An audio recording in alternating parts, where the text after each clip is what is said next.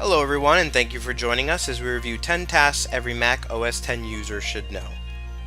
While you may already be familiar with some of these items, we figured we'd do a general review to get those less seasoned OS X users up and running as quickly and productively as possible. Let's start by viewing file information. Sometimes it's important to know the information that's contained inside of a folder or file. Fortunately for us, getting that information is quick and easy. Simply right-click your item, and a menu of options pops up.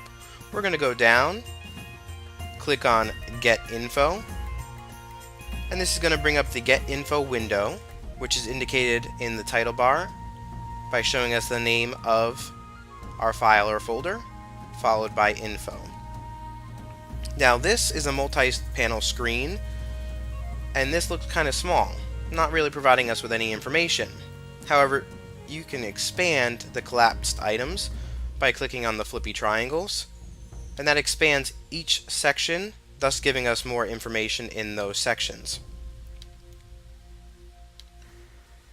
Now that I've expanded these items, if I were to exit out, go back in to Get Info, the next time I pull up that information, it's going to default to the fully expanded versus the fully collapsed versions. And I'll have the information right there without even clicking on the flippy triangles. I encourage you to experiment with your own items on your desktop. Click on a file or folder, go to Get Info, and see what you come up with.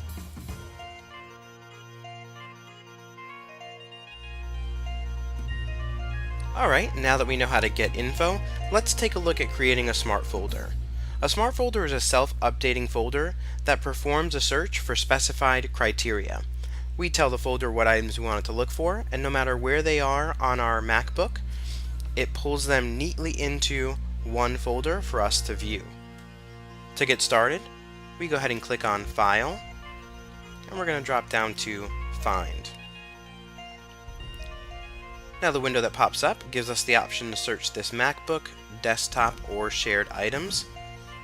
Since my desktop is usually cluttered, I'm going to go ahead and search my desktop. And then it wants to know what we're searching for. I'm going to look for items created, and I'm going to say within the past week. As you can see, results have already populated. These are results that fit that specific search criteria, but we haven't created a smart folder yet. The key to creating a smart folder is this Save button in the upper right hand corner. I'm going to go ahead and click Save, and then we need to title this document. So I'm going to go ahead and label it Recent Projects. Tells me it's going to save it to Save Searches, and then gives me the option to add it to the sidebar or not add it to the sidebar. I'm going to go ahead and add it to the sidebar for easy access in the future. I'm going to go ahead and click Save, and I've created the item. As you can see, the smart folder shows up over here under my favorites in the left hand corner and populates with all the criteria that meets the specific requirements for that folder. I'm going to go ahead and X out of that, and then next time I open up my Finder window, if I'm looking to get back to that smart folder, it's right here on my sidebar. We've now created a smart folder.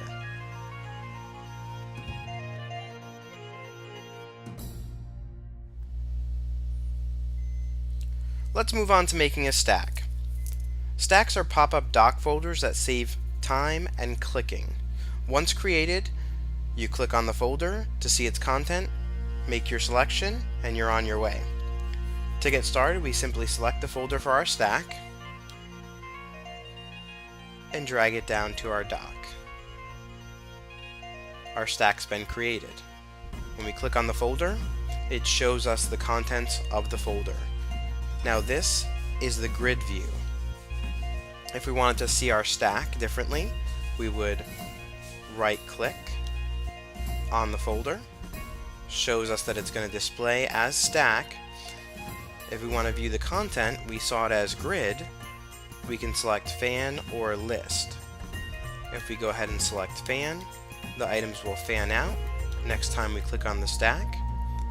Now, fan is ideal for folders that have less content, as only a few icons or a limited number of icons can be viewed in fan. See how it says 4 more in Finder? Let's go back and look at it as list. We right click again. We're going to view our content as list. So then next time we click on the folder, it shows us the stack of contents in list form. If we wanted to remove a stack from our dock, removing the stack is simple. We go ahead and right click on it, go to Options, and we're going to hit Remove from Dock. We've just removed the stack.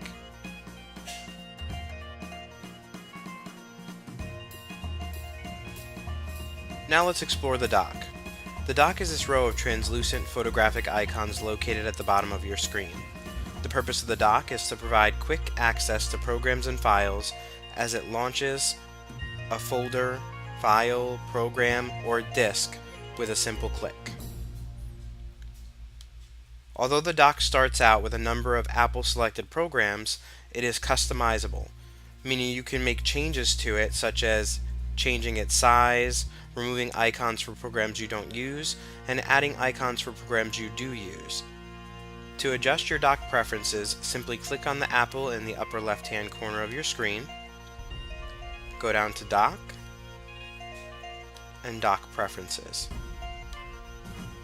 This opens the Dock Preferences window and allows you to make changes to the size of the dock, the magnification, and the position. We can increase the size, making it larger or smaller. We can adjust magnification. When making adjustments to magnification, you are essentially changing the swelling effect of the icons as you cross over them with your cursor.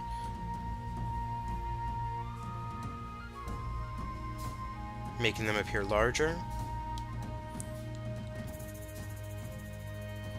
or smaller. You can position the dock on the left-hand side of your screen or the right.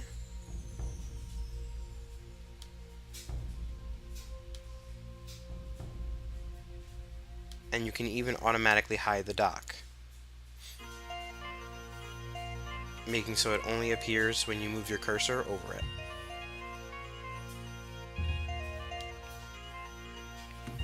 Once you have your specific preferences set, simply close the window and you're done.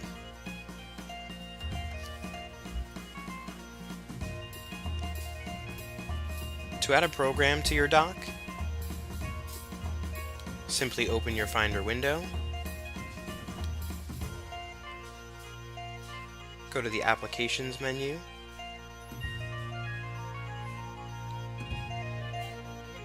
select it, dragging the icon down to your dock. The other icons will move out of the way, making space for it, and you've just added that program icon to your dock. To remove it, simply click and drag the icon off your dock. You'll see the puff of smoke. Release.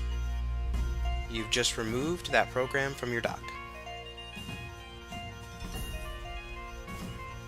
In addition to adding and removing dock icons, you can also rearrange them. To rearrange the icons on your dock, simply select one and drag it to where you want it to be repositioned. The other icons will move out of the way, making space, so you can put them in any order that you'd like.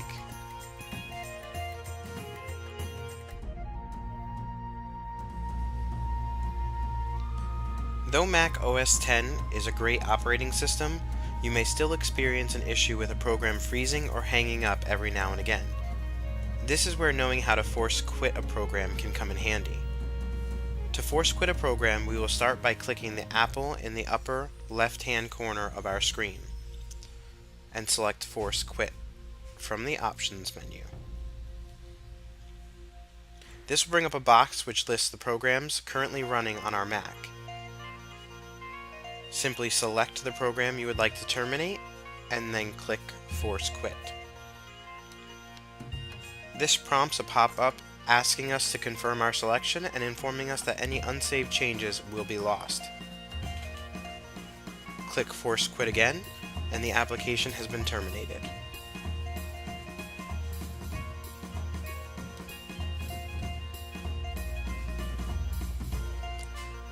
It's important to note that you can also access the Force Quit menu by selecting Command, Option, and Escape at the same time.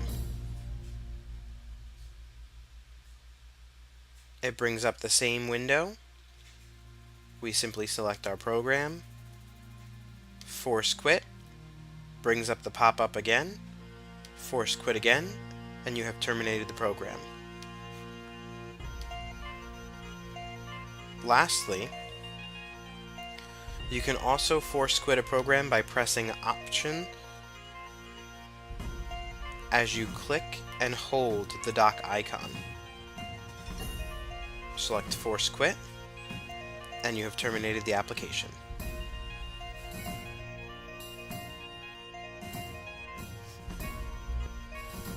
Although every computer has a way to find and open files, Spotlight is a great Mac OS X feature that combines both functions in a faster and more efficient manner. To access Spotlight, you can press Command and Spacebar, or you can simply click on the magnifying glass in the upper right-hand corner of your screen. Once opened, you can begin typing what it is that you'd like to find and open.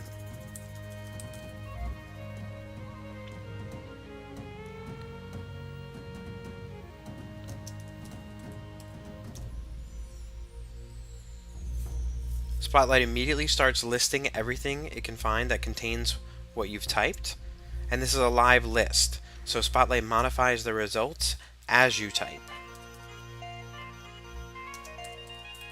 We're going to leave it as Science Museum. And as you can see in this search, it found documents, PDFs, web pages, spreadsheets, and even web searches containing what we were typing. If you're unsure about an item, simply pointing to it without clicking on it will bring up a quick look preview to the left of that item. Once you find the item you're looking for, simply click and it opens.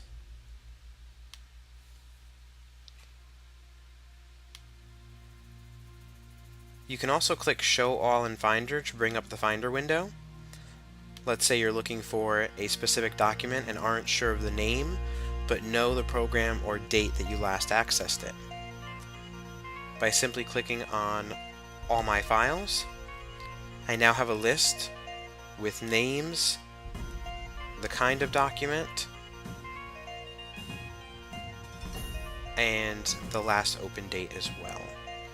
If I find an item here that I want to open, just double click, and that opens my item.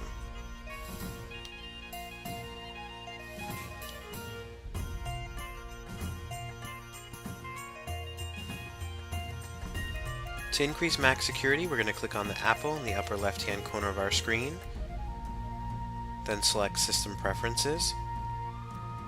From the System Preferences window, we're going to select Security and Privacy. Here we can make changes to the security of our system. We can require a password after sleep or screensaver begins. We can choose to change our existing password to something easier to remember, even providing a hint if need be. We can confirm that our firewall is on, or review privacy settings. Anything that's grayed out, we have access to those items by clicking on the padlock, entering our password, and then we can make appropriate changes to those items if need be. I don't need it to make any changes, so I'm just going to go ahead and click the padlock, and that's it.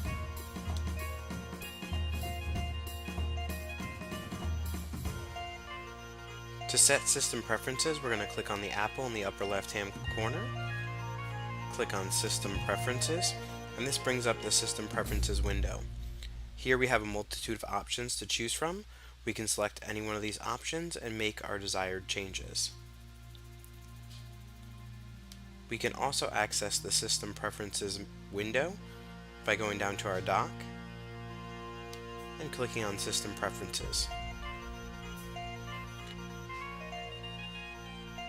If we wish to jump directly to an option, we can right-click System Preferences and a menu populates.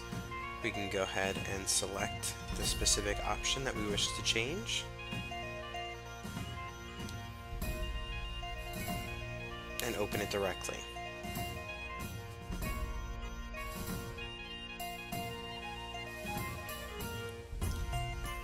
To change our desktop picture, we're going to go ahead and click on the apple in the upper left-hand corner, or access System Preferences from our dock. Go ahead and click on System Preferences. Then we're going to click Desktop and Screensaver. We have some options here. We can go ahead and choose one of these other options to change the desktop picture.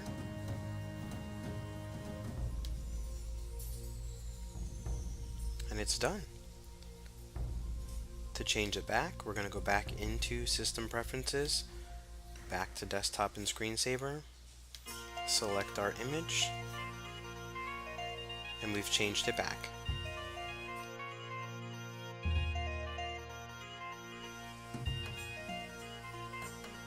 To explore our energy saver options, we're going to go ahead and click on the apple in the upper left-hand corner and go to System Preferences. You can also access System Preferences directly from the dock. We're going to go ahead and click on Energy Saver. It brings up our Energy Saver options. And we can make changes as necessary. If the changes are grayed out, we'd have to click on the padlock in the lower left-hand corner, enter our password, and unlock. We're now able to make changes to the computer sleep and display sleep.